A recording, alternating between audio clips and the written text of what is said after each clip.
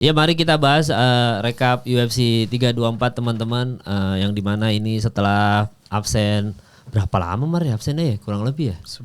Sebulanan ada ya? 6 minggu. 6 minggu ya, 6 minggu kurang lebih ya. Jadi kita sekarang udah bisa bahas fight lagi, bahkan kita udah back to back ya, minggu depan ini udah ada Volkanovski lagi ya. Gitu. Tapi kita di sini ada bintang tamu nih Mar. Iya. Udah siap dihujat Jangan siap. Kalau datang ke podcast ini siap dihujat aja pokoknya udah. Karena memang fansnya UFC ini keren-keren.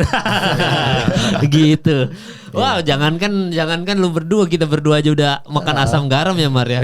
Cuma gue tuh selalu bilang kalau kita dihujat sama netizen gitu, karena kita tuh hal yang wajar gitu. Ini kan dunia MMA gitu ya. Dunia baku tumbuk kan keras-keras gitu. Keras, Jangankan kita yang di trash talk sama netizen, antar fighter aja sering maki-maki kan. Iya. Yang itu aja Sean O'Malley yang pakai masker ngata-ngatain Chinese kan untuk Song Yadong. Nah yang kayak gitu-gitu aja kan mereka trash talknya another level gitu.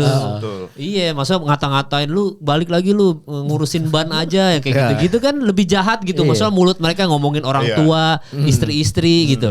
Ya kita mah masih mending cuma bayangin gue cuma bilang, ya ini mah Topuria ngakak-ngakak lihat Paddy Pimblett sama Justin Gaethje main. Diserang gua. Cuma kayak gitu doang aja. Cuma ngata-ngatain gitu doang aja udah diserang. Jadi ya kalau gue pribadi, kalau gue Mario, Davi, Sardo, Bang M semuanya Cosmax gitu-gitu. Kita kalau dihujat sama netizen MMA ya sudah sewajarnya. Karena dunianya emang begini. Iya, jadi kalau kalian tidak suka nontonnya ya tinggalin aja guys gitu. Bingung juga kita mau gimana gitu kan. Kan gue cuma ngomongin fakta. Kalau misalkan menurut gue pribadi, ketika gue lihat Paddy Pimblett sama Justin Gaethje berantem tadi pagi nih pas kita tag ya, pas ini tayang kan udah kemarin berarti ya.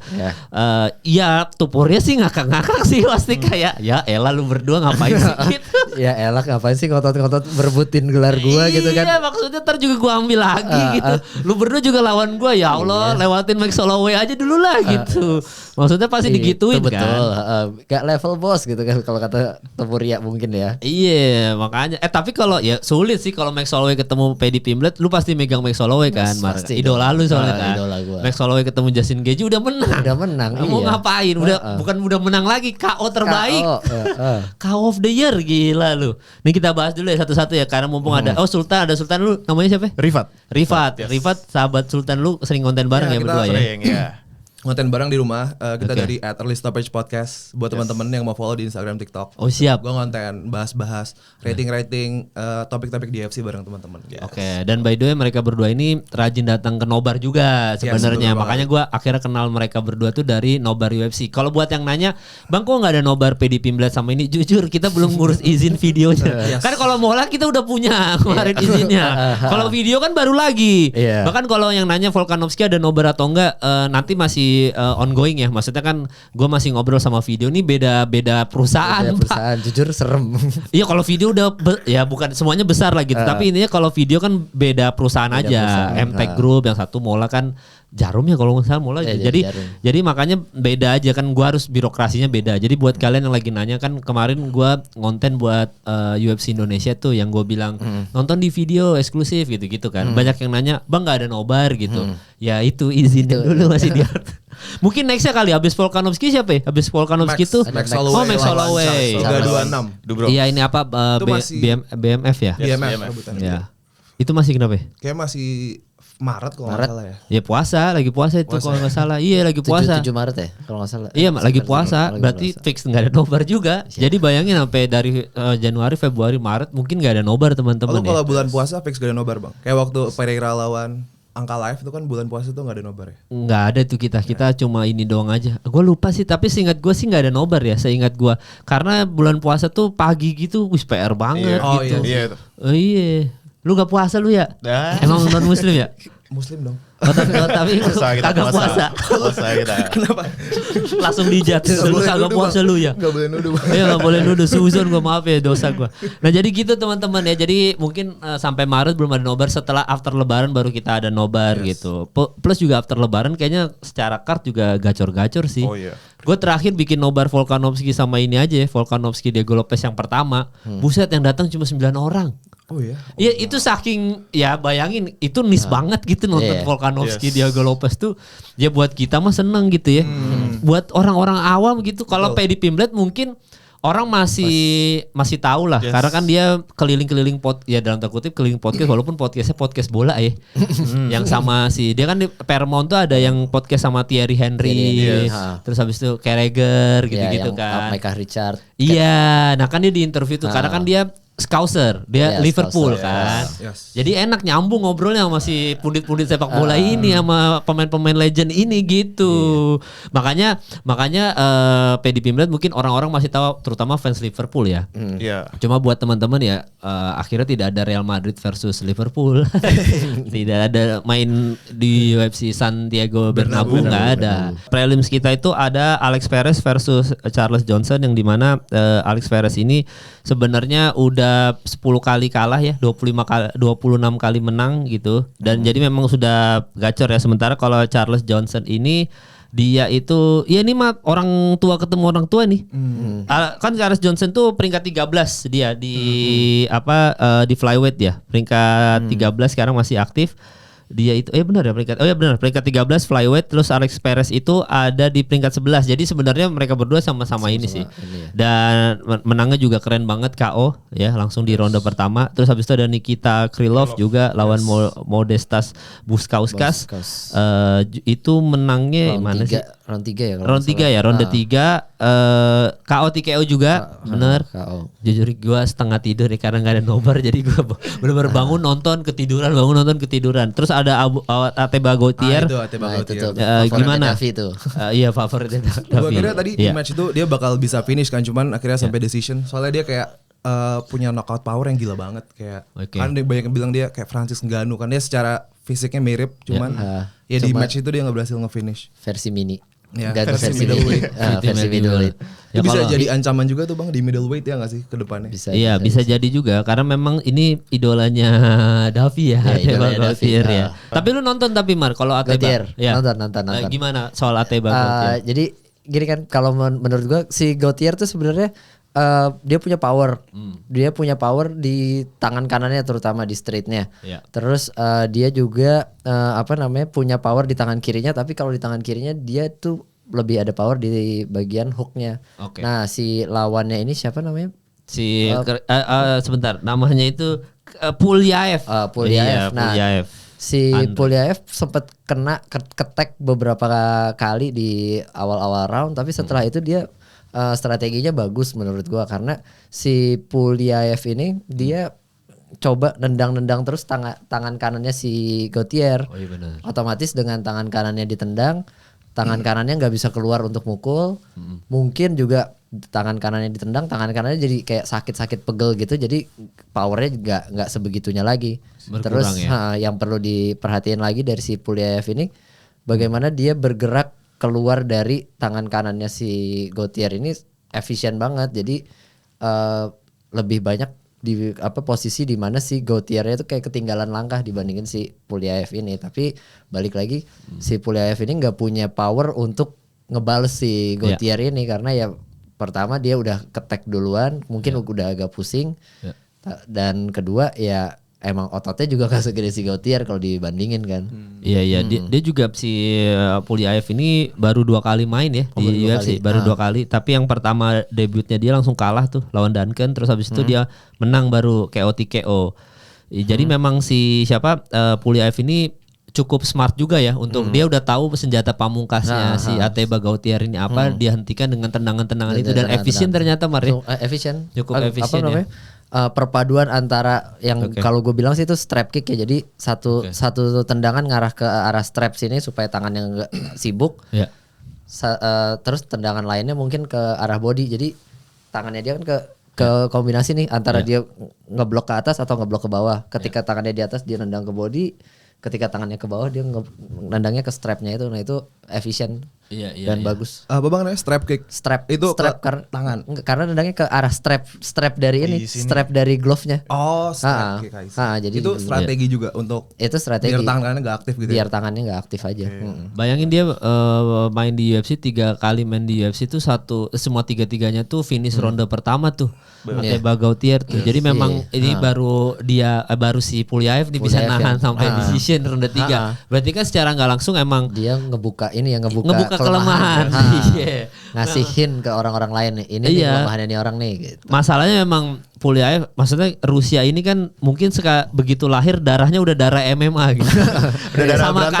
sama kayak orang Brazil, maksudnya udah jangan, kalau Brazil kan siapa si yang ngalahin JK Saragi itu siapa? Orang Korea, aduh lupa gue namanya siapa. Ju Sang-yu kan sosok gitu kan, taunting ke orang Brazil. Tapi mau bagaimanapun lawan orang Brazil ya begitu lahir darahnya udah ada BJJ-nya. Jadi tetap aja orang Brazil tetap punya bakat alami sama kayak orang Rusia kan. Secara nggak langsung orang Rusia emang hidupnya MMA emang bela diri, saling itulah pokoknya beradu satu sama lain. Kalau kita Indonesia mungkin bela dirinya apa? Maria silat kali ya, yang murni mungkin, Indonesia gitu ya, silat. Kalau dia kan emang MMA kan. Dan itu yang tentara Uni Soviet tuh kan bisanya MMA, bisanya gulat tentara Uni Soviet. Sambo gitu kan. Style boxing Soviet style. Iya juga, tapi kan si tentara Soviet tuh kebanyakan memang dia bela dirinya adalah MMA. Jadi ketika perang mereka tuh jago gulat. Nah, itu jadi kan kalau orang Rusia lu tadi bilang cukup smart untuk menghentikan Ate Bagotiar, itu mah kayak makanan hari-hari mereka aja kayak ya ini mah kemarin lawan-lawannya tolol aja sih, kagak ada. Gua ini. Iya, ini mah hari-hari gua gini gitu. Jadi ya memang akhirnya kelemahannya Ateba terkuak ya. Yes. Emang kalau misalkan mau masuk jajaran ya peringkat di UFC nggak segampang itu. Dua-duanya juga belum ada peringkat. Ini kan dua-duanya juga prospek ya. Puliaev sama Ateba Gautier. Terus habis itu masuk ke prelims yang sebelum main event tuh ada Umar Nurmagomedov sama Figueiredo. Tapi memang ini sih lu lihat videonya kan yang Figueiredo pas lagi mau weight in kan sebenarnya dia miss weight kan itu. Dan dia jalan kayak orang mau mati gitu, kayak zombie gitu ya. Tapi kalau lu pribadi sebenarnya banyak banget komen soal ini soal ini sisi gelapnya dunia bertarung lah, dunia fighting gitu. Dimana lu harus dehidrasi itu gitu. Dan itu sangat menyiksa banget, terutama di UFC yang kalau cutting kan parah banget ya. Nah itu tuh sebenarnya ini tuh regulasinya perlu dirubah atau tetap kayak gini sih kalau lu sebagai seorang fighter gitu? Ngelihat Figueiredo yang kayak kemarin, terus Ortega ya kan sampai kayak orang bego gitu kan. Iya, sebenarnya kalau regulasinya dirubah gini ya, kalau dibilang kan, kalau kata Joe Rogan ini sanction cheating kan. Iya. Regulasinya dirubah akan ada sanction cheating lainnya gitu, nggak bakal berubah gitu, nggak bakal mengubah apa-apa. Misalkan weight limit dijaga gitu, bahkan kayak ada One Championship itu kan dia ada hydration test. Nah sebenarnya mereka juga tahu cara ngelicikin hydration test, ada aja.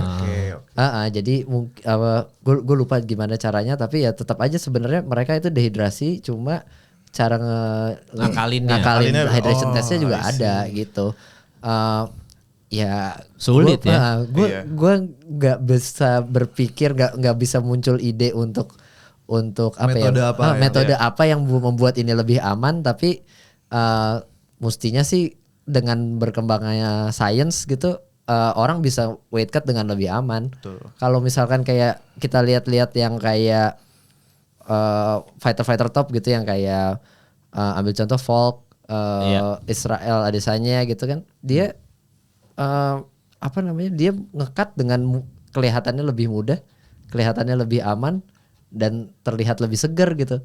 Nah mungkin si Figueiredo ini ada budget cut atau apa, jadi dia nggak bisa nge-hire nutritionist yang baik gitu. Dan ini banyak juga komen soal dia kan main nggak di weight dia sebenarnya mungkin gitu, jadi tersiksa segitunya sama dia weight cut ini, miss weight juga kan. Emang dia tuh harusnya udah di flyweight aja ya harusnya. Tapi flyweight kan jadi lebih rendah daripada bantam. Iya, lebih pada bantam ya. Mungkin waktu flyweight dia lebih sadis lagi kan, ada footage-nya dia lebih sadis. Karena ada umur juga kali ya. Umur 39. Metabolismenya udah menurun.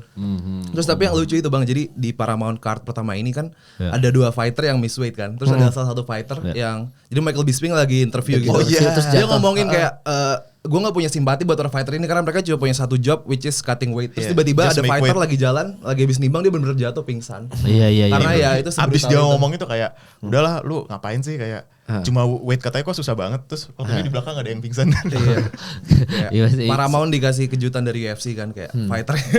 Iya. Dua Gila mystery. emang memang cut weight-nya UFC ini kayaknya dari semua ya termasuk boxing juga ya. Iya. Tapi dari Sorry, bener gak sih kalau misalnya yang paling berat tuh di lightweight, menurut lu bener gak? Sebenarnya banyak fighter yang lightweight sebenarnya main di welter atau karena menurut gue Oh, tingginya cut tuh yang weight-nya paling ya. rata. Iya banyak walking weightnya tuh. Soalnya kan dari 80. welterweight ke lightweight bedanya bukan cuma 10 pounds kan? Welterweight iya, lebih. 170, Yes. lightweight 155. 155. Nah, Iya, itu tuh 15. nah bedanya 15. Nah, itu kan orang-orang biasanya kalau di weight class lain kan cuma bedanya 10 pounds 10 Iya, pounds. iya. Makanya ngekatnya jauh jadi lebih jauh ke lightweight. Lightweight ya. Tapi intinya adalah si UFC dari ya boxing juga. Tapi kan kalau boxing pindah-pindahnya nggak terlalu banyak poundsnya Iya, kan. UFC yang paling menyiksa lah gitu. Yes. Sampai yang Oliveira yang udah paling legend kan, yang fotonya dikelilingin Kelilingin sama teman-temannya teman-temannya yang gitu. pirang-pirang semua. Iya. Kalau menurut gue sih ya, Iya, iya. karena kalau misalnya ada regulasi baru untuk misalnya either hydration test atau apa, itu kan pasti bakal ke mixed up banget kan. Yang harusnya di sini jadi tiba-tiba keputer gitu.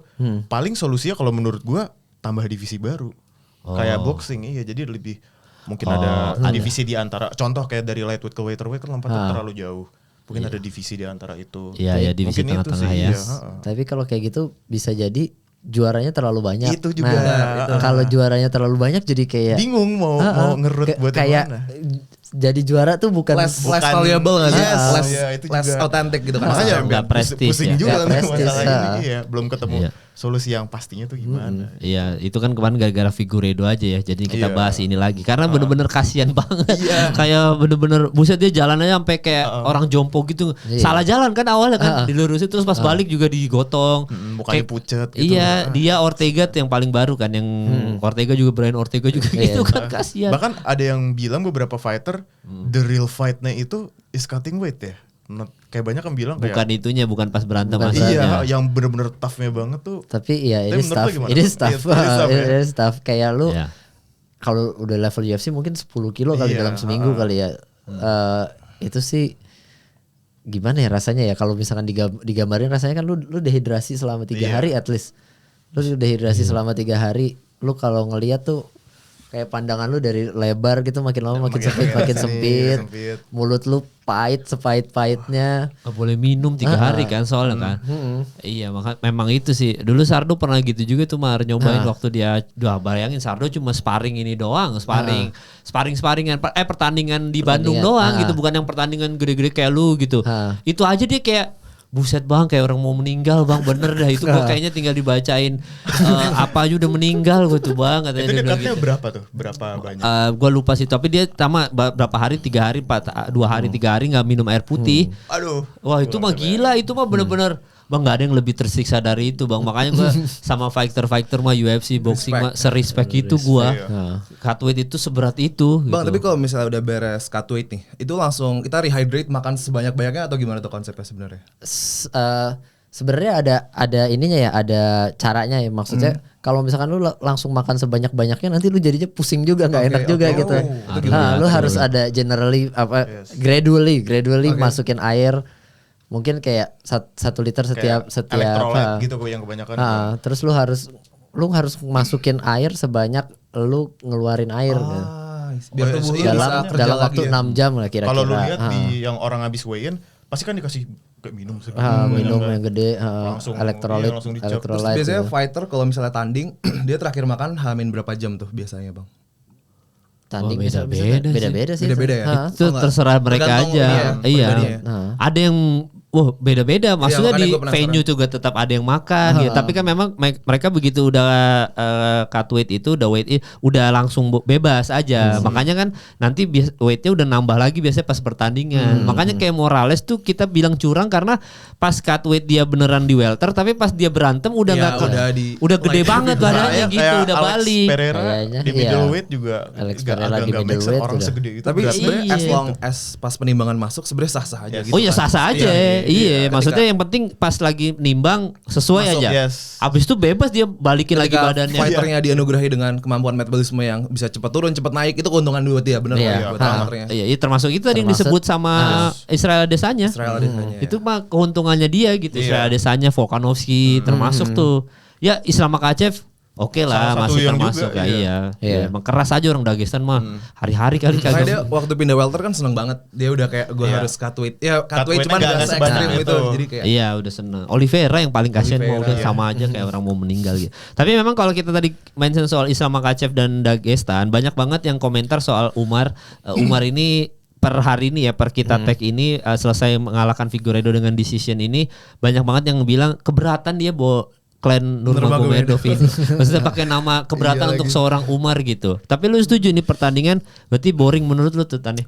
karena kan mungkin Iya. ketika dilawanin Figueiredo, expect-nya dia bisa ngelakuin sesuatu yang spektakuler, entahlah finish, submission, or TKO, tapi di sini dia bawa sampai decision, maksudnya kayak ya nggak sesuai harapan promotor, kayak dia kan diharapnya bisa ngebuktiin sesuatu, di situ dia nggak ada statement apa-apa, jadi kayak decision wajar menang lawan Figueiredo juga, jadi Tapi lari-lari kata Figueiredo juga kan. jujur gue nggak terlalu nonton, gue nggak belum bangun, cuman gue liat highlightnya Ada ya tuh, iya, iya. Umar ya play safe aja sih menurut Ya. gue. Lu nonton Umar tapi? Tipis-tipis doang bang, cuma Tipis-tipis highlight doang. doang. Tapi menurut gue juga Iya. awalnya gue kira itu bad match up kan, karena Figi kan abis dari loss ya lawan Cory Sandhagen. Cory ya, yang iya. kakinya Jadi kena menurut itu. gue abis kalah dari Cory, Iya. langsung lawan salah satu contender terberat di bantamweight kan. Iya. Nah, menurut gue agak bad match up dan dia udah tua juga dan gimana? Menurut gue bakal kayak easy win atau gimana kan? Tapi turns out kata teman gue juga bilang nggak sedominan itu. Jadi ternyata meskipun dia udah veteran di flyweight kan, ex champion juga, tapi ya nggak bisa dipandang sebelah mata juga gitu meskipun. Iya memang pertandingan ini tuh kan sebenarnya ketika Umar ngalahin Mario Bautista itu kan Danawa itu masih ragu lah soal ini tuh layak nggak ya untuk title shot lagi seorang Umar gini Nurmagomedov. Ya udah gue kasih lagi deh satu Figueiredo deh gitu. Coba dia bisa ngelewatin gampang nggak Figueiredo, tapi ternyata juga itu tetap sulit. Dia sampai harus decision juga. Itu tuh berarti kan makin ya oke dia let's say menang gitu, tapi tuh makin membuat Danawa layak nggak ya untuk dia title shot Umar gitu. Dan netizen seluruh dunia juga akhirnya meragukan Umar Nurmagomedov. Emang dari semua card ini tadi 324 pertandingan ini termasuk yang paling boring nih. Dari semuanya itu pertandingan ini gitu. Ya akhirnya yang disorot cuma Islam Habib lagi yang merap ditarik kayak gitu-gitu doang kan hiburannya kan. Tapi ya itu akhirnya jadi pertandingan paling boring aja gitu Mar. Pertandingan ini Umar. Kalau menurut gue ini Iya. bukan karena Umarnya tapi karena Figueiredo-nya lari-lari ini kan. Karena ya kedua bukan kedua sih, kayak Figueiredo-nya juga bermain aman banget. Jadi dia kan cuma kayak ganti stance terus lihat ganti stance lagi, lihat ganti stance gitu doang. Jadi kayak emang nggak engage dan emang Figueiredo hadir di sana untuk kumpulin paycheck aja, nggak. Iya, karena nggak ya ngambil menurut gue kemenangan dari gitu kayak kelihatannya. ya risk to reward ratio-nya tuh juga agak ini Umar cuy, kayak kan salah satu title contender kan. Meanwhile Figi masih dia top 10 gak sih? Wah, Figueiredo ya Di sekarang ya. Kalau dia tuh di Bantam sama di itu tuh ranking atas tuh. Ntar gue cek ya. Pokoknya kalau di ini sambil gue cek ranking. Tapi ya pasti top 10 deh. Pasti top 10, masih top 10. 10. Nah, dia di flyweight aja. Untuk flyweight dia itu peringkatnya di Dia masih ada. Oh, dia masih ada record. ranking. Oh enggak ada Di kalau Bantam. flyweight udah enggak ada, udah langsung hatam, Bantam. udah hatam dia. dia. Nah, sekarang dia di peringkat 6. Dia aja di bawahnya Song Yadong langsung gitu.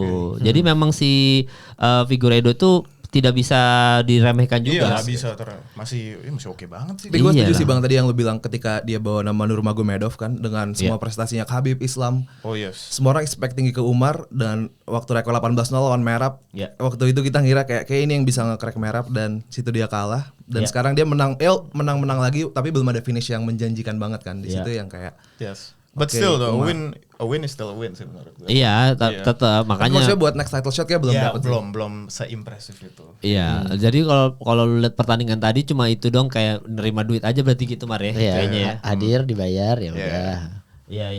Iya gitu. Dan Figueiredo memang ya mantan juara juga gitu maksudku.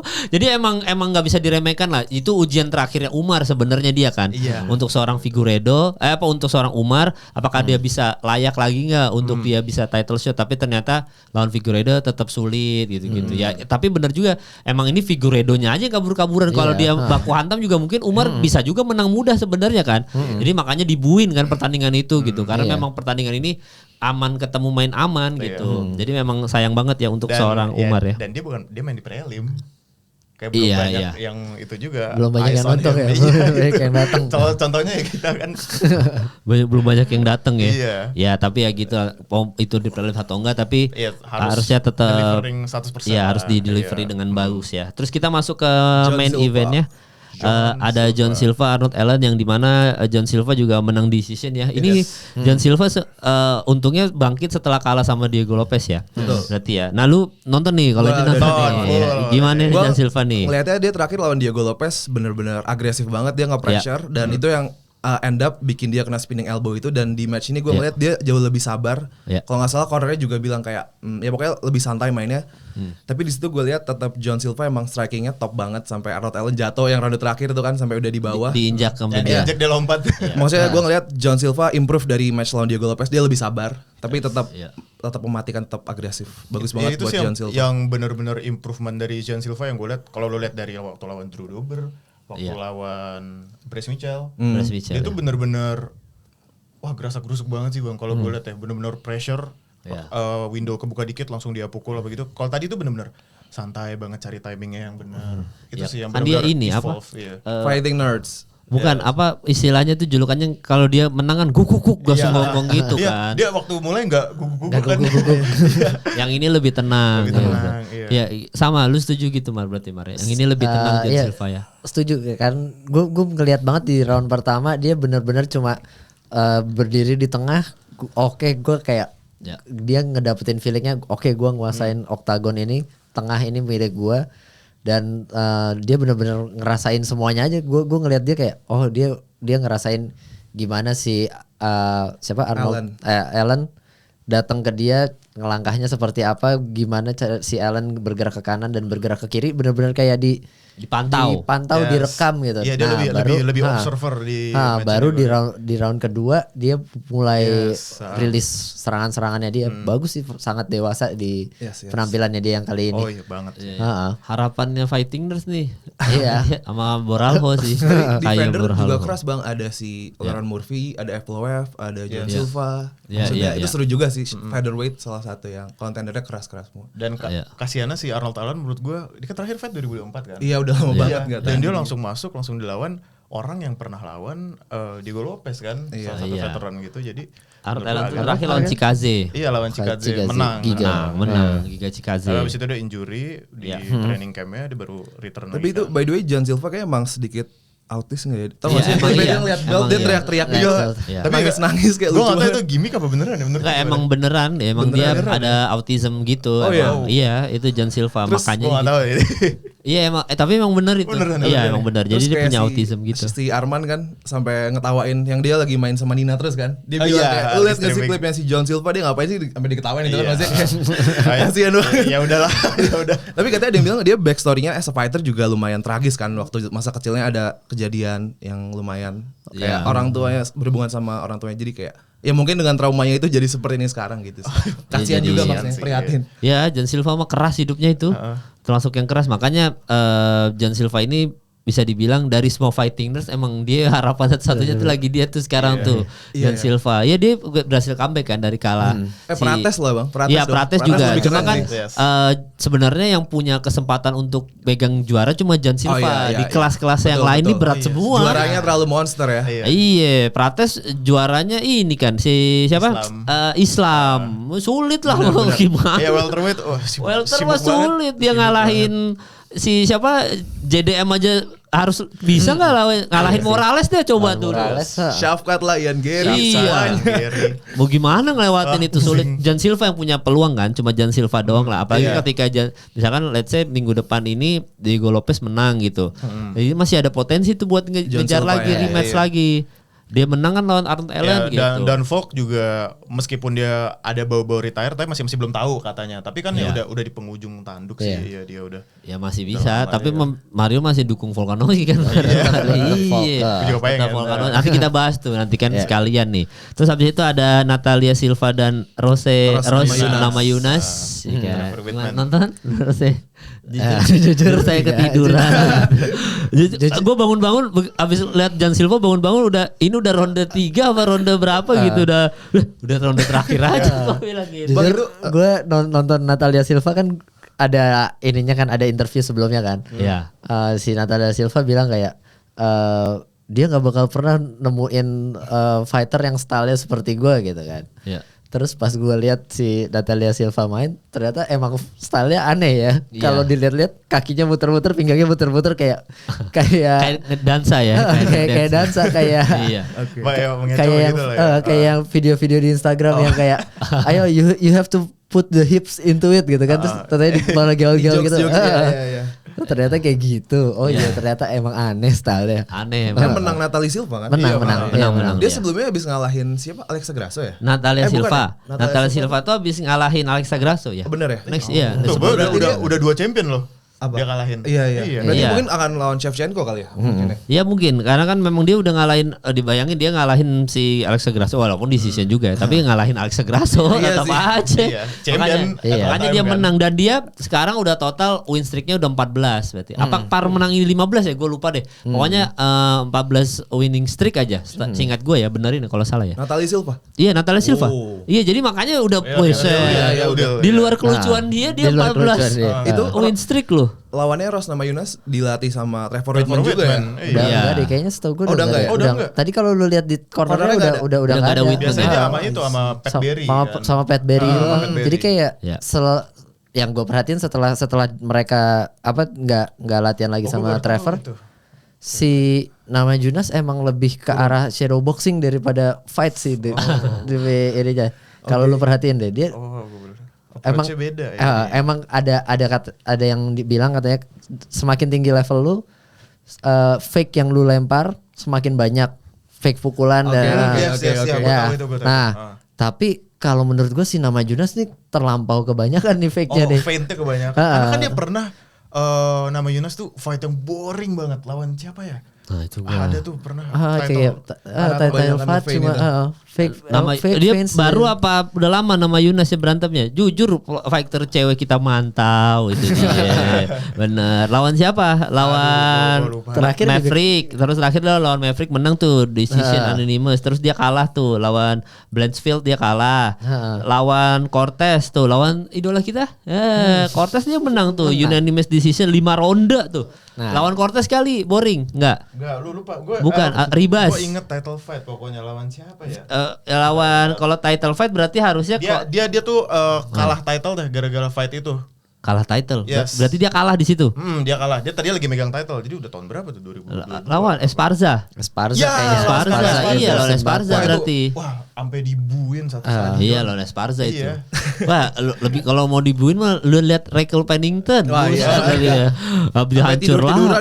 Aduh, itu mah bukan lagi udah males tapi juga. Tapi kalau fighter cewek kita kan ada yang di cancel nih, Amanda Nunes lawan Kyle Harrison. Itu yang gue tunggu-tunggu. Maksudnya di situ harusnya ada pertandingan itu ya. 2 champion kan, mantan champion sama champion sekarang yang tadi kita udah pengen ketemu di 324 tiba-tiba dia cedera leher. Itu gue jujur kecewa banget. Gue udah berharap dia nunggu White House kali biar kan Kyle Harrison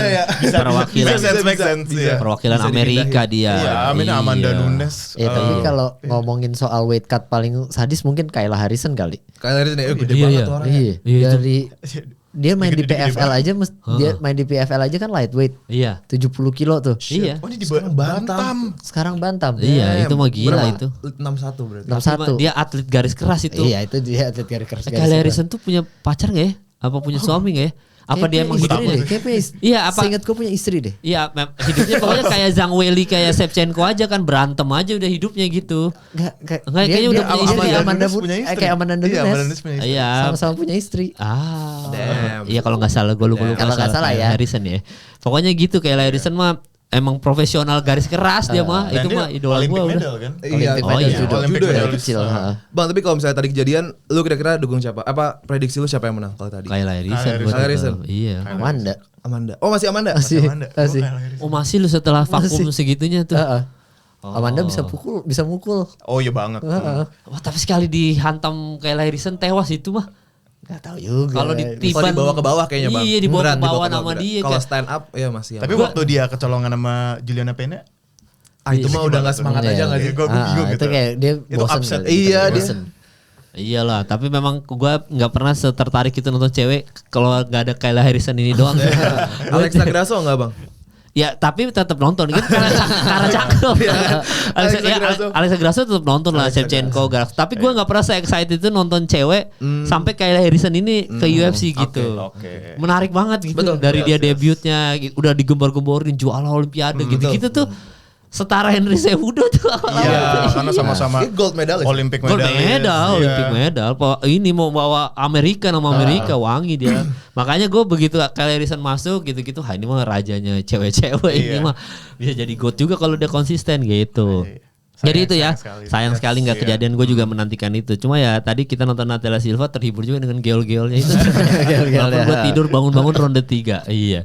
Nah terus habis itu kita masuk ke Waldo di mana dari Lewis ini tuh gimana ya? Kan kita selalu bilang kan maksudnya dari Lewis tuh powernya nggak usah kita ragukan lagi lah. Dia bisa bikin tidur orang-orang, bahkan dia menghentikan calon juara gitu ya. Apa? Iya sejauh ini ya dia paling banyak kan. Di Kita UFC kayaknya. Di UFC. kita ya 24. Gila loh. Kemarin kita minggu lalu kita bahas 20 knockout ya Justin Gaethje ya? Justin Gaethje. Iya Justin Gaethje maksudnya juga banyak. hampir ngelewatin di Derrick Lewis juga kan. Yes. Nah terus habis itu pertandingan tadi tuh gimana ya, maksudnya mengajarkan bahwa ya tetap counter punch itu kan dia kan pas lagi mukul kena itunya terus dia langsung tidur kan. Dia ngelempar one tuh nggak ada yang masuk, habis langsung di Kena di dagu langsung jatuh. pas Iya. jatuh. Lu menduga itu tapi maksudnya Waldo akan ngelempar counter punch itu. Gue menduga sih karena Derrick Lewis tuh semakin kesini masalah terbesarnya kan ibaratnya ini ya dia punya tusuk. package nih, dia punya package. Masalahnya di deliverynya aja, Yes. ya kan? Nah di deliverynya dia itu, nah mungkin suatu saat gue mikir kayak nih dia bakal kena nih pas deliver package-nya ini, Nah dan itu akhirnya tadi kena. kejadian tadi. Iya dan si Waldo itu bisa dibilang peringkat 5 lagi kan. Maksudnya dia Kalah masih dua apa tiga. Iya masih lagi gacor-gacornya gitu. Jadi memang tinggal nunggu waktu, buang waktu aja ya gaya bertarungnya dia ya. Dan di pertandingan ini kayak menurut gue ini pertandingan yang dia paling banyak nendang pakai kaki kiri deh. Sebelum-sebelumnya dia nggak banyak. Sedangkan untuk delivery package-nya ini kaki kirinya kan mesti maju sedikit biar bisa nyampe. Iya. Nah, gara-gara mungkin gara-gara kaki kirinya terlalu banyak dipakai nendang, mungkin sakit, mungkin pegel. Akhirnya Akhirnya dia nggak keluar, ya. nggak bisa maju ke depan, akhirnya kena di tengah. Kenapa ya tuh maksudnya dia banyak gunain kaki kirinya apa karena range-nya? Gini kan, kalau misalkan lu mau ngelempar straight, kaki kiri lu mesti maju sedikit. Oke. Ya, nah ini di pertandingan ini dia banyak nendang pakai kaki kiri. Mungkin ketika nendang pakai kaki kiri kena tangannya si ini bisa jadi Waldo. sakit. Ke blok tendangannya terus sakit. Mungkin juga ya kaki kirinya karena terlalu banyak diangkat, jadi pegel, lemes aja gitu. Jadi sama tumpuannya nggak sih jadi iya, lemes, jadi nggak bisa ngelempar. jadi dia kaki kiri ini kan mesti maju dengan kecepatan tinggi nih, mesti lincah nih kaki kirinya. Nah jadi kaki kirinya gak selincah itu, jadi ketika dia deliver kena di tengah. Iya. Dan menurut gue juga di sini dari Lewis banyak misjudgment-nya sih. Iya banyak yang pukulan yang nggak masuk yang benar-benar. Ya itu jadi rawan untuk di counter. Ya apalagi Waldo rapi gitu ya. Iya, Maksudnya. rapi banget menurut gue itu. Iya. Emang seru sih nonton heavyweight gede-gede gitu main baku tumpuk gitu kayak. Kayak mungkin nggak sekencang itu pukulannya, tapi sekali kena tuh. Sekali kena damage. Iya. Iya kan itu pukulan kayak yang counter itu kan lebih bahaya tuh Mari. Maksudnya lebih precision beats power. Nah, Jadi nggak usah kuat-kuat, gini aja, colek aja. Orang kan dia udah powerful si pemukulnya. Itu kan makanya dilakukan Ciryl Gane kan. Ciryl Gane kan ngakuin itu ke Aspinall. Aspinall nggak apa-apa lu 100% kasih. Itu kita berdua ya bahas ya Mar ya. Yang kita bilang Aspinall mau kasih 100% bagus buat gua 70% aja, tapi impactful. Pak. Pas presisinya itu. Iya, jadi itu kan yang dilakukan Ciryl Gane kan. Makanya kan banyak banget yang bilang kalau itu dilanjutin Aspinall pasti beringas karena kan Aspinall ngejar first round finish. Udah pasti dia 100% beringas di awal. Ciryl Gane kan petarung pintar, maksudnya ini kan udah pengalaman. Masih ada satu cicil-cicil dulu aja. Cicil-cicil aja, nanti juga masuk ronde 2 juga dia ngos-ngosan kan. Kan dia nggak pernah, dia seumur hidupnya Aspinall aja selalu first round. Nggak pernah full. Iya, nggak pernah sampai 5 round. Nggak pernah. Ke satu cuma ada satu sampai ronde 2. Iya, abis itu udah ronde 1. Mungkin dia kemarin pengen kayak ngebuktiin oke gue nggak perlu panjang-panjang, makanya dia all out 100% kan. Sementara tenaganya udah habis di situ, terus kayak ya udah Ciryl Gane gue ngejab aja, gue main footwork segala macam, terus Aspinall udah sampai bocor gitu kan. Iya, orang footworknya aja bagus banget Ciryl Gane kan. Gitu. Jadi memang si siapa itu tuh salah satu yang Waldo lakukan itu ya itu tadi. Lu enggak apa-apa kan lu tahu musuh lu dari Lewis nih. Dia kan 100% kekuatan maksudnya ya.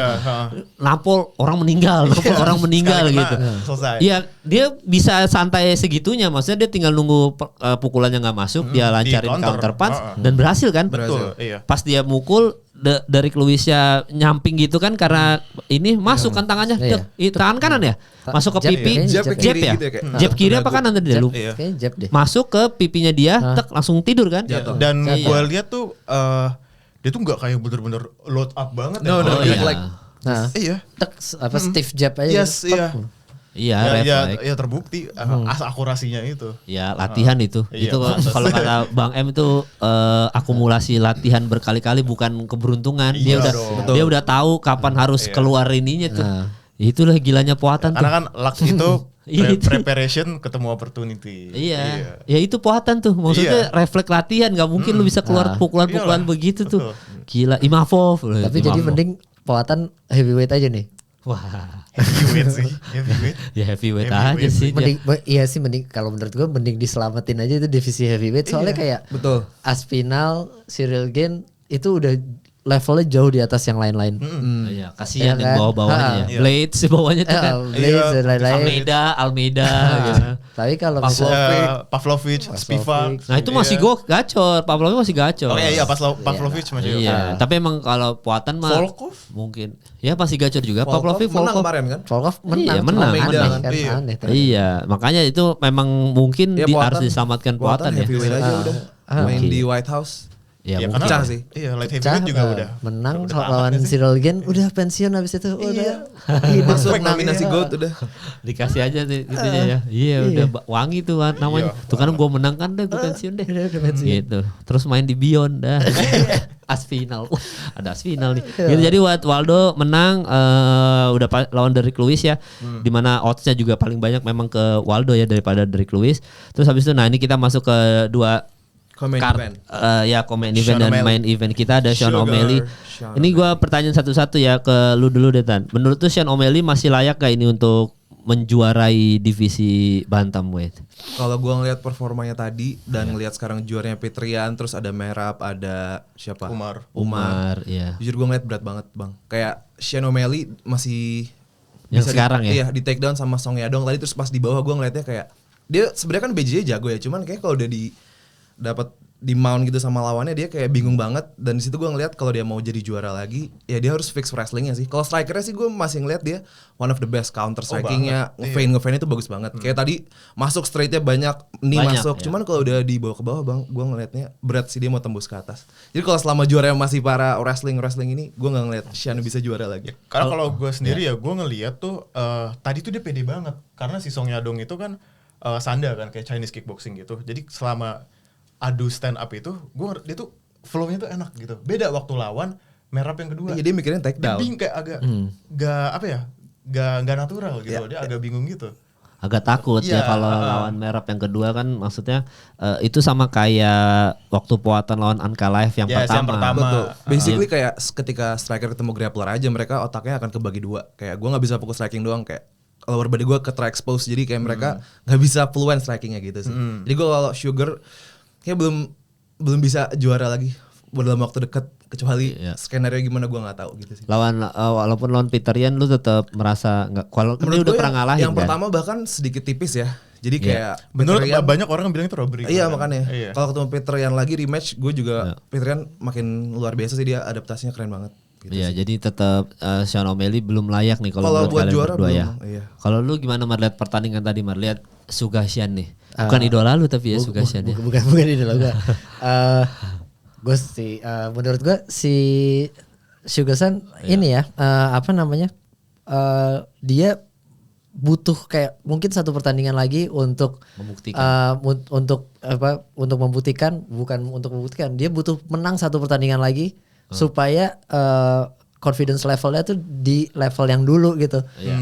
Kalau misalkan dia PD-nya lagi dapet, dia tuh bagus banget. Betul. Ya kan, tapi sekarang tuh kayak confidence levelnya tuh belum di situ gitu. Dia masih butuh satu lagi untuk bisa sampai level situ. Ya mungkin dilawanin sama Umar, dilawanin sama Cory Sandhagen deh. Biar tadi udah mancing-mancing ya. Biar bisa lah, mungkin biar dia dapat kesempatan satu fight lagi untuk confidence levelnya nyampe di situ.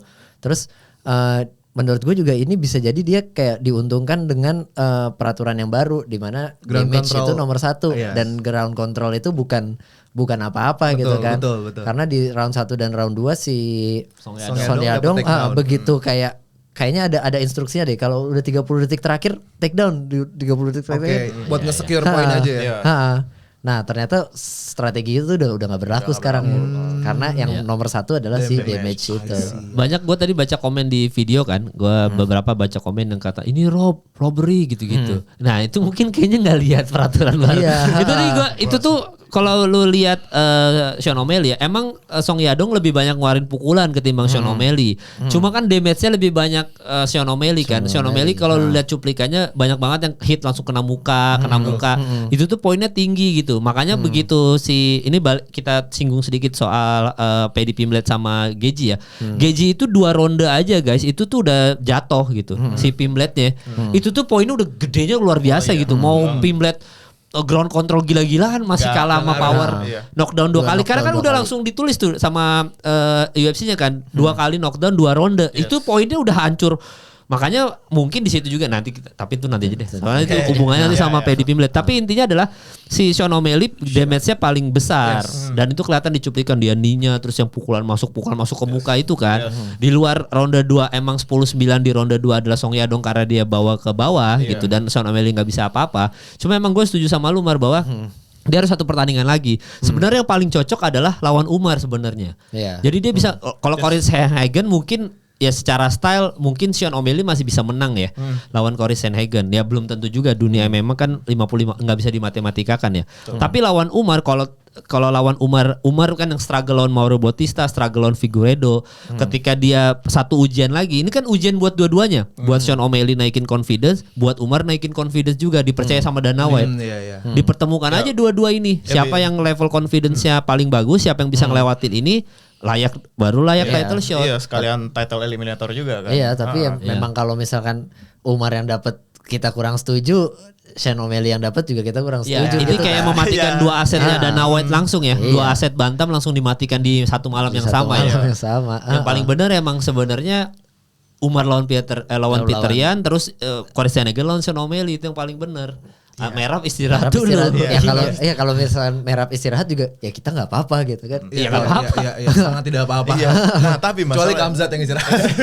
Merab tahun kemarin aktif banget. Iya makanya dia cukup istirahat aja. Iya karena memang kan Davi udah bahas juga soal Hamzat sampai kalau si Merab ini kemarin tuh yang paling bonyok kan dia mukanya sepanjang karirnya dia tuh paling bonyok kemarin. Takutnya itu mempengaruhi mentalnya dia. Makanya istirahat dulu aja karena kan ini cukup jadi aset lah, ini kan aset buat bantam juga. Ya itu aja dulu dipertemukan Cory Sandhagen lawan Sean O'Malley, Umar langsung lawan Ian. Udah ketemu tuh dua-duanya siapa? Ya udah begitu aja. Nanti Merab lagi habis itu muncul. Udah. Nah, iya betul, dan orang juga lebih menantikan itu kan. Karena sebelumnya udah keseringan muncul. Iya, makanya ya bantam juga begitu-gitu aja sih ya. Soalnya ya stuck aja ya. Tapi memang itu skenario terbaik. Cuma kalau lu lihat pertandingan tadi gimana Mar? Soal Sean O'Malley sama ini Mar. Sean O'Malley masih ada confidence-nya dan masih ada sharp shooting-nya itu. Cuma yang mungkin yang perlu diperhatiin lagi dia kebiasaan main 5 round mungkin ya. Nah, ketika lu main dari 5 round ke main ke 3 round kan pacingnya berbeda. Nah, itu jadinya lu mungkin akan ngambil lebih slow di round-round awal. Jadinya dia baru lebih aktif di round 3 kan tadi kita lihat juga. Paling itu ya. Slow start gitu ya. Karena dia biasa main championship round jadi 3 ronde kayak masih baca-baca dulu. Kayak kalau lu main 5 round, 1 round pertama lu pakai buat baca cari data masih bisa deh. Tapi kalau 3 round kayaknya sulit. Tapi emang gitu kan, maksudnya Sean O'Malley kan selalu begitu cara mainnya gitu. Maksudnya dia tuh bukan yang tipikal banyak volume striker gitu bukan kan, tapi dia sniper, dia sekali doang. Makanya kayaknya memang setiap pertandingannya dia mau 3 ronde mau 5 ronde kayaknya memang selalu di ronde pertama dia akan main aman, dia akan baca. Even di ronde 2. Waktu lawan Aljo aja kan sebenarnya bukan lucky shot juga sih, tapi emang dia udah tahu bahwa ini kayak gini gue cara ngalahinnya, baru dia masuk buat selalu begitu kan baca-bacanya dia. Itu yang waktu lawan Aljo si pelatihnya Sean O'Malley, Tim Walsh kan salah satu yang ngebantu dia menang kan, kayak yang dia bilang Aljo you have to go, terus Aljo langsung nge-rush, nge-straight gitu terus Sean O'Malley mundur di counter ya kan. Momennya itu keren banget sih. Ya itu momen yang gak keluar lawan merah gitu. Kan udah di pertandingan kedua udah diinin ada peringatan excessive coaching nggak boleh. Jadi kalau lu nge-coach lu cuma boleh nge-coach fighter lu doang, nggak boleh lu ngasih instruksi ke orang lain, ke fighter yang bukan fighter lu gitu. Iya nggak boleh lagi ada gitu ya, harus ke fighter lu aja gitu. Kalau dulu masih boleh tuh ganggu tuh ya. Iya ganggu. Soalnya teriakannya kan berasa tuh deket banget kan, kayak anjing gua harus jangan itu dari coach gua itu gitu. Jadi memang Sean O'Malley ternyata masih ada apinya untuk bisa title shot, cuma butuh satu pertandingan lagi. Lebih di enhance lagi. Butuh disulut lagi apinya. Jujur gue kangen banget sih ngelihat highlight dia yang knockout atau kayak tendangan pukulan. Tadi gue berharap di match itu dia akan dapetin momen knockout buat dapetin confidence balik, tapi ternyata di match itu dia decision cuman ya oke lah. Ya butuh satu pertandingan lagi masih. Emang dia sejauh ini kalau yang gue lihat dari berita adalah dia callingnya Peterian ya. Iya, jadi tapi memang gue nggak tahu apakah langsung dikasih atau enggak sama Dana White, tapi setidaknya tadi Corey Sandhagen kan yang nantangin dia, lu lawan gue deh gitu. Tapi gue lebih menarik ketika lawan Umar, cuma kalau lawan Umar mematikan 2 aset sih. Paling bener lawan Corey Sandhagen gitu. Si Merab dapat immediate rematch berhak banget deh. Dia kan title defense berapa kali itu kan. Iya. He deserve that. Ya dan ini even salah di orang pada bilang ini goatnya masa kita Merab kan, karena ya sebagusnya sekomplit itu, kardionya segila itu. Dia deserve sih buat langsung immediate title shot menurut gue ya. Goatnya masa kita itu ya langsung gitu konteks gitu. Menurut gue. Oh bukan Islam Makhachev ya, tapi GOAT masa kita. Maksudnya di bantamweight, di bantamweight. Oh, bantamweight. Iya, di bantamweight. Betul. Mah di UFC enggak ada. Makanya gue bilang GOAT masa kita nih apa nih? Untuk bantam ya. Ya boleh masuk akal lah gitu ya. Jadi kita lihat gimana kedepannya Dana White mengatur lagi card-card ini ya. Dan sekarang kita masuk ke main eventnya, yaitu adalah Paddy Pimblett sama Justin Gaethje, yang dimana tadi yang gue bilang soal 2 knockdown di 2 ronde itu. Mungkin itu yang membuat Paddy Pimblett itu berpikir kayaknya gue nggak usah ground game gitu. Maksudnya gue kayaknya harus baku hantam aja deh. Cuma gue dari awal gue nonton tuh ronde 1 ronde 2 gue bingung kenapa Paddy Pimblett nggak submission Justin Gaethje. Maksudnya kenapa dia lawan seorang Justin Gaethje dia mau baku tumbuk? Apakah karena dia pede dia bisa ngalahin Michael Chandler dengan KO TKO? Jujur gue juga nggak tahu sih sama game plan-nya, karena di ronde awal-awal itu dia kena pressure sama Justin Gaethje kan. Langsung jatuh kan. Dia fighting on the back foot gitu kan. Jadi gak kayak biasanya banget gitu yang gue lihat. Iya makanya aneh. Agak bingung gue sama tapi tadi. Tapi dia kalau gak salah sempat bilang di interview kayak gue pengen baku tumbuk sama Justin Gaethje, bener gak sih? Dia sempat bilang kayak gitu. Tahu. Nggak, maksudnya kalau emang dia stand up fight karena menepati janjinya, itu dia real gangster sih. Maksudnya dia berani banget berhadapan sama Justin Gaethje. Padahal dia jagonya kan submission kan, BJJ. Cuman dia bener-bener stand up in the fit, itu gila sih menurut gue. Tapi eventually di ronde-ronde akhir dia desperate, dia cuma take down ya. Itu di ronde 4 atau 5 gitu kan. Iya, dia sempat mau take down juga tapi nggak bisa. Habis itu Bang. Iya udah habis. Ya kenapa menurut lu kenapa dia memilih baku tumbuk? Maksudnya dia nggak belajar dari Belal kah, nggak belajar dari Merab kah gitu? Jangan pernah baku tumbuk sama orang yang memang ahlinya baku tumbuk gitu. Apalagi Justin Gaethje itu dipuji-puji seorang Andika Mamesa gitu dengan stylenya Justin Gaethje gitu. Kenapa dia memilih baku tumbuk gitu? Gue nggak tahu ya kalau pertandingan ini kayak sama-sama nggak ada logika ya, maksudnya. Maksudnya Justin Gaethje menang di pertandingan sebelumnya. emang ada chaos di round 1 tapi setelah itu dia langsung rapi tuh. Kayak lawan Fiziev dia kayak begitu, lawan Chandler dia kayak begitu gitu kan. Nah, tapi ini Justin Gaethje yang muncul hari ini langsung chaos dari awal. Dari awal gitu. Dan kalau Paddy kan emang gak ada menurut gue ya, Paddy tuh gamenya tuh gak ada strukturnya gitu. Kayak dari footworknya tuh aneh, dari setup pukulannya juga aneh, dan takedownnya juga nggak ada bukan takedown yang ke setup dengan baik, bukan yang kayak terstruktur kayak Makhachev gitu kan. Takedown aja ya, lagi clinch toto. Emang timingnya dia unik dan emang cara ngambil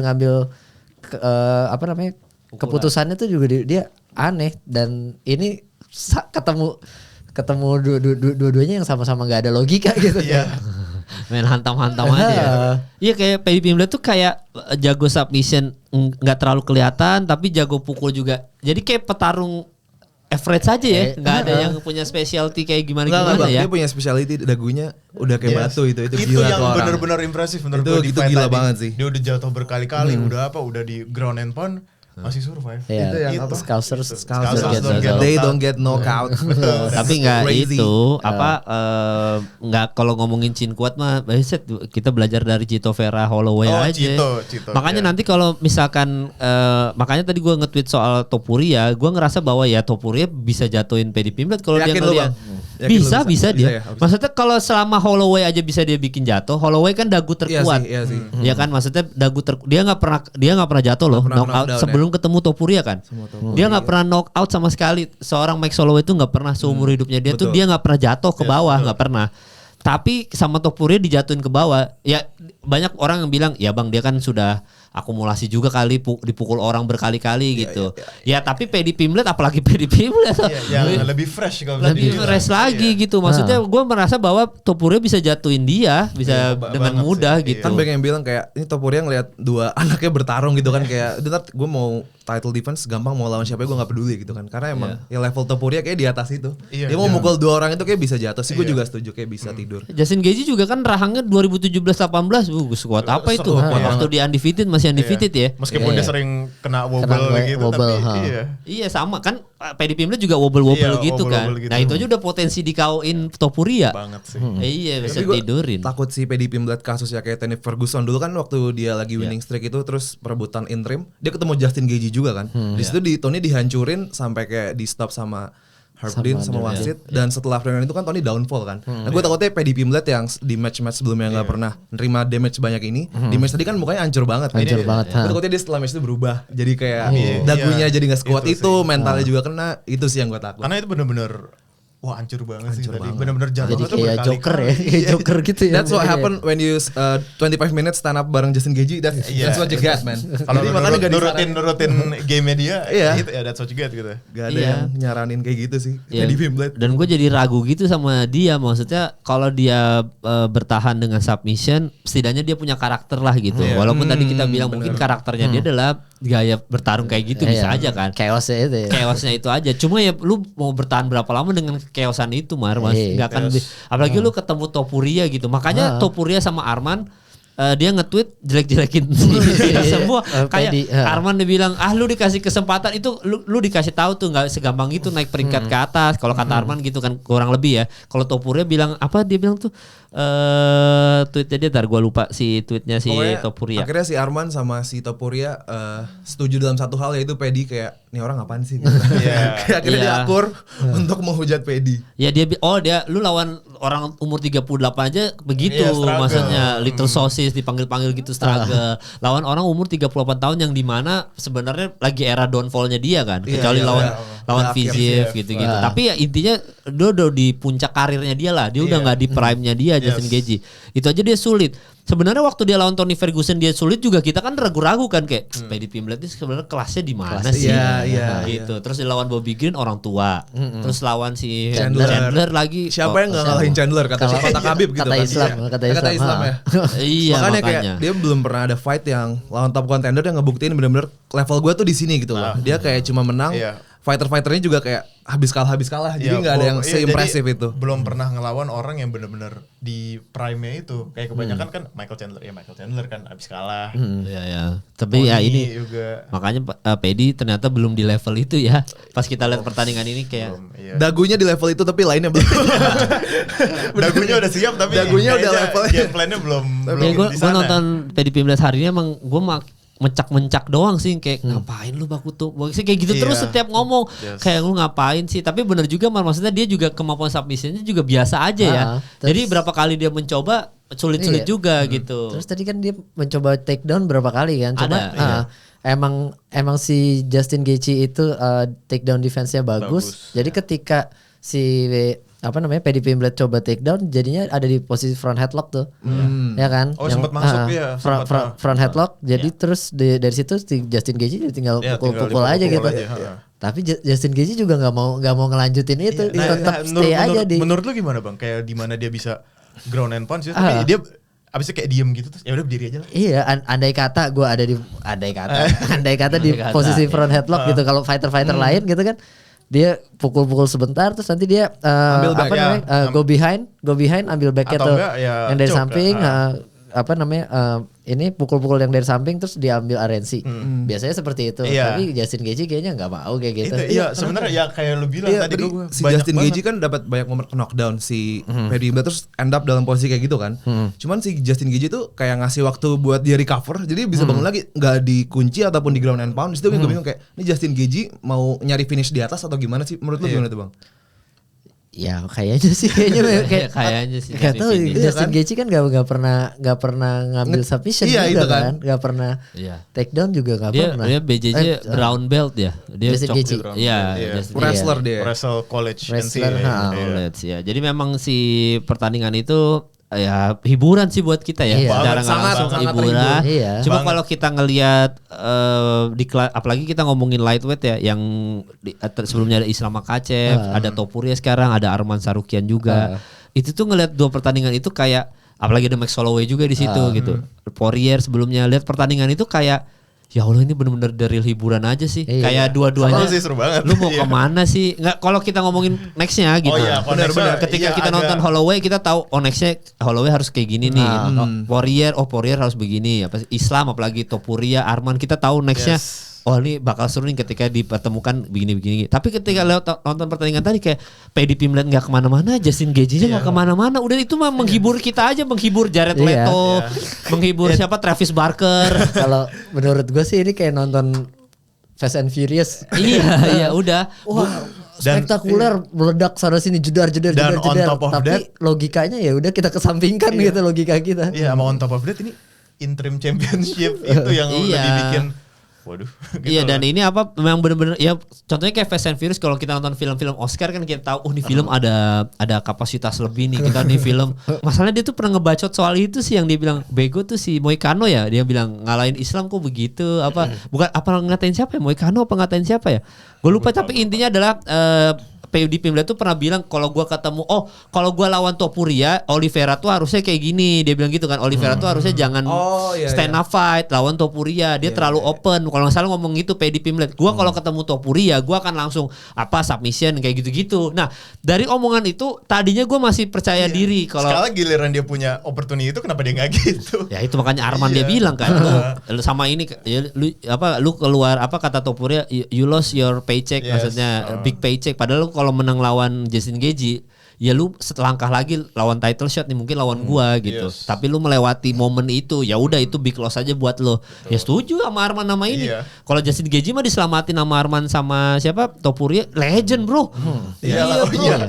Udah lawan Habib, udah lawan legend lah Justin Gaethje mah. Story-nya juga bagus kan, ada downfall dikit gitu, habis itu naik lagi. Iya, jadi gitu. Sebenarnya di match itu Bang, gue tuh suka banget Justin Gaethje kan, personally, dan terus tapi di match itu kalau secara storyline gue pengennya Paddy Pimblett menang biar Spanyol ketemu Inggris. Keren sih. Tapi sebenarnya Justin Gaethje menang, gue antara sedih dan senang. Sedihnya karena kayak gue takut dia akan dihancurin Topuria kan. Dia bisa banget tidur sama Topuria, dan senangnya kayak title run terakhir semoga ada keajaiban, entahlah gimana kan. Nah itu pasti ditidurin sih, udah sama Topuria. Ini Rolling Thunder bisa sih. Bisa gak Bang Rolling Thunder ke Topuria ya? Coba. Tau gak Bang Rolling Thunder Justin Gaethje kan salto dia. Ya bisa, tapi bisa.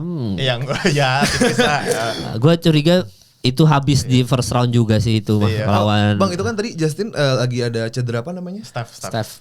Itu efeknya gimana sih kalau as a fighter jadi stamina berkurang kah atau gimana tuh? Wah itu amit-amit jangan sampai deh ke kejadian. Itu tuh jadi sebenarnya Steph itu tuh seperti bisul, ya kayak bisul gitu. Nah nanti ketika lu bisulnya itu udah parah, nanti kan nanahnya keluar banyak tuh. Okay. Nah ketika itu infeksi, rasanya tuh kayak lu apa ya, demam parah iya. Terus lu lemes, terus lu ya pusing dan segala macam, lu tidur aja ngigo. Gue kayak pernah kena step gitu. Pas gue tidur gue kayak gak ngerasa kayak didatengin hantu gitu terus. Oh iya. Oh lu pernah Mar? Itu umum banget untuk ini untuk fighter. Lebih karena grappler apa? Matnya bener gak sih? Iya lebih karena gitu ya? karena ke hygiene. Lu terus di bagian mana bang? di sini nih dulu nih di betis betis. Betis lo. Oh gitu ya, makanya semoga ya itu aman-aman. Soalnya tadi gue ngeliat Justin ya. Gaethje kayak badannya rada basah gitu, kayak nggak sekering biasanya bang. Iya, Jadi gue apakah ini karena waktu Umur training, waktu latihannya dia lagi kena penyakit, jadi nggak bisa semaksimal itu, makanya secara fisiknya kayak kelihatan lebih basah badannya gitu. Steph itu gak enak banget rasanya, kayak ya demam, lemes, Ya, lu karena dehidrasi juga. badan lu ngelawan infeksinya itu kan. Ya, makanya itu sih apa namanya, ya kita nggak tahu nih nextnya lawan Topuria mah udah pasti tidur, makanya dengan lu lihat tadi potensi badannya dia kayak gitu. Nah, itu sih lucunya, meskipun dia kena Steph tapi dia menang gitu. Itu makanya dia legend, diselamatin semua orang ya. Jadi itu buat teman-teman silakan ditambahin sendiri aja tadi soal pertandingan tadi ya. Ini terakhir sebelum kita udahan, kita pilih siapa menang siapa kalah aja ya, karena ini minggu ini ya. Oke. Berarti kita di 325 itu prelimsnya nggak ada siapa-siapa. Ada Junior Tafa gitu-gitu, kita lewatin aja. Kita langsung main card aja ya. Okay. Main card Taito Ifasa sama Texera, lu pegang siapa? Tan. Texera atau Tuivasa? Ini heavyweight berarti ya? Iya, ini heavyweight. Texera siapa sih? Texera sama Taito Ifasa. Taito Ifasa tuh Talisan Teixeira ya? Oh Talison. Iya, Talison Texera iya. Ya Tuivasa udah lama, kalau Texera kan lebih muda. Enggak, maksudnya dia udah kalah terus kan, dia orang Australia itu kan. Iya. Gua Texeira aja deh. Texera menangnya KO apa ronde berapa? Mungkin decision kali. Sampai decision ya? Iya mungkin decision kayaknya. Decision, oke. Berarti kalau lu apa? Kalau gue Teixeira juga sih. Teixeira ya. Sebelum dia lawan Derrick Lewis itu performanya bagus banget. Tapi dia terlalu diburu-buruin lagi, nah itu. Oke. Iya. Berarti tetap Teixeira sih kalau. Teixeira ya. Yes. Ini Teixeiranya di mana nih? Oh di sini dia. Talison Teixeira. Yes. Dia 7 kali menang knockout ya kan. Terakhir dia menang tuh lawan dia kalah tuh terakhir lawan Derrick Lewis kan. KO dan dia baru 2 kali main di UFC. Iya, makanya terlalu buru-buru itu. Ya, kalau Taito Ifasa nih badan gemuk gitu, lucu ya, kayak lemaknya di mana-mana gitu ya. Oh, iya. Gitu-gitu pernah jatuhin Cyril kan dia. Oh iya, itu dia, parah banget. Makanya, jadi kita Texera, lu berdua Texera ya. Teixeira. Lu siapa Mar? Tuivasa dong. Tuivasa. Menangnya? Ya mau gimana lagi, cuma bisa di KO dia. Iya. Ya biar hidup aja partinya gitu. Kalau misalkan Aussie gak ada Tuivasa kan kayak kurang party gitu. Kayak shui-shuinya kayak. Ya, terus habis itu lebih serunya lagi di 325 itu ada idola kita nih, Salkild. Salkild main lawan Jamie Mullarkey. Aduh, iya. Mullarkey. Iya, Jamie Mullarkey ini juga nih terakhir dia menang lawan Bedoya tapi decision sih emang, walaupun dia banyak KO juga ya. Dia orang mana bang si lawannya? Si Jamie Mullarkey itu Australia. Jadi Australia ketemu Australia. Kan biasanya Salkild ngelawan orang dari negara-negara itu kan. Ya, ini lawan saudaranya sendiri nih. India, terus apa? India, terus Afghanistan ya. Iya, negara. Ya, menarik dia itu Salkild tuh. Terakhir juga menangnya dia lawan ini kan, siapa namanya? Hak Paras dia menang yang KO-nya keren banget ya. Iya, Afghanistan tuh. Head kick-nya gokil tuh, Salkild tuh. Nah, jadi lu pegang siapa? Salkild? Gua Salkild deh. Salkild ya. Dia bisa naik ke top 15. Dia belum ada rank yang sekarang ya? Belum ada. Kan baru debut 3 kali juga mainnya. Gue pengen Salkild menang sih. Lu juga Salkild? Australia. Gue gak familiar sama lawannya, tapi even for the business standpoint Salkel bagus banget sih. Jadi gue pengen ngeliat dia. They own a bakery. But they own a bakery. Langsung knock out. Lawannya itu ya ini mah termasuk orang lama juga ya. Maksudnya dia 10 wins by knockout juga si Mularke ini Hooligans kayaknya. Jadi memang sebenarnya dia bisa dibilang batu loncatan lah buat Salkel. Lewatin dia dulu nih. Dia ranking berapa? Nggak ada ranking juga. Nggak ada. Kayaknya sudah turun aja sih. Udah turun dari ini aja sih. Jadi lu juga Salkel juga. Salkel. Oke, berarti nextnya kita ada VJF main nih lawan idola saya juga nih. Marussia Rufi. Nah ini baru lawan yang layak nih untuk Rufi. Kalau lawan BSD kan ternyata grapplingnya jelek. Apa takedown defense-nya ternyata Rufi selama ini nggak pernah ketemu. Ini lawan VJF lu pegang siapa ya? Ini keahliannya Marussia Rufi nih kan. Dia stand up gitu apa kan. McGregor kidal ya? Apa? McGregor kanan. McGregor kanan. Iya. Kayaknya di Rufi deh. Rufi lu ya daripada VJF ya. Rufi.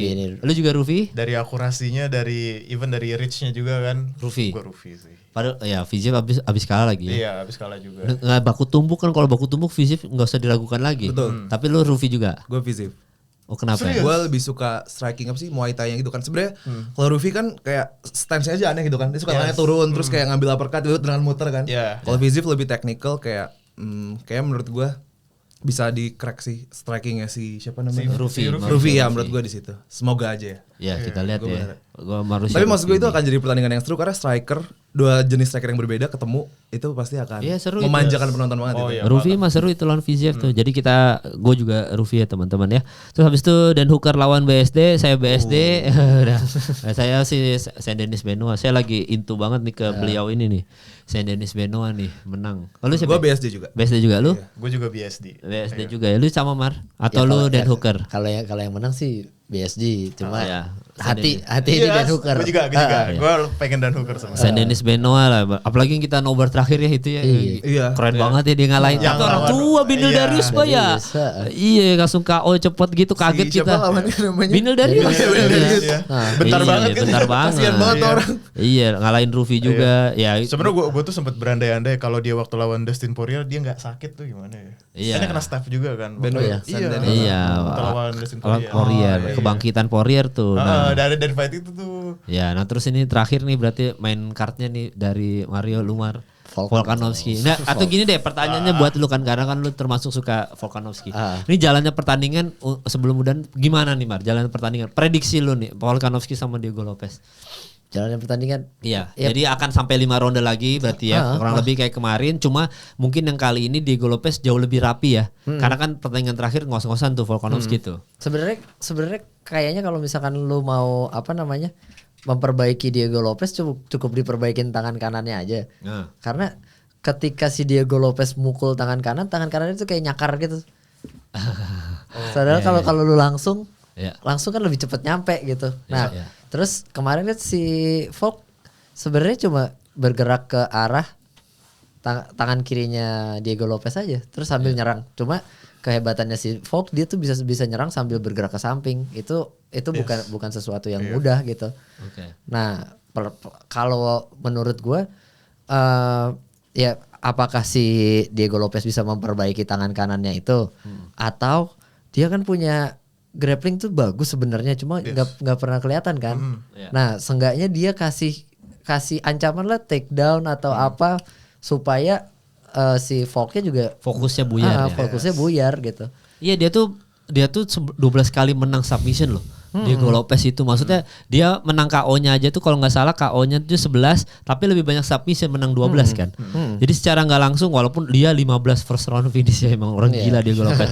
Dia waktu debut ketemu siapa? Evloev ya kalau nggak salah. Ya. Si Diego Lopez benar nggak sih? Tapi itu bukan debut ya kayaknya deh. Apa debut ya? Yang dia kalah itu kan? Maksudnya di situ kan dia grapplingnya juga nunjukin. Ya debutnya ya lawan Evloev. Itu dia grapplingnya juga seru banget waktu ngelawan si F. Decision kan waktu itu. Iya menang Evloev kan. Jadi memang si siapa lu bener kalau dia mau mempergunakan takedown nge-shoot takedown, grappling mungkin lebih unggul bisa mecah fokus ya.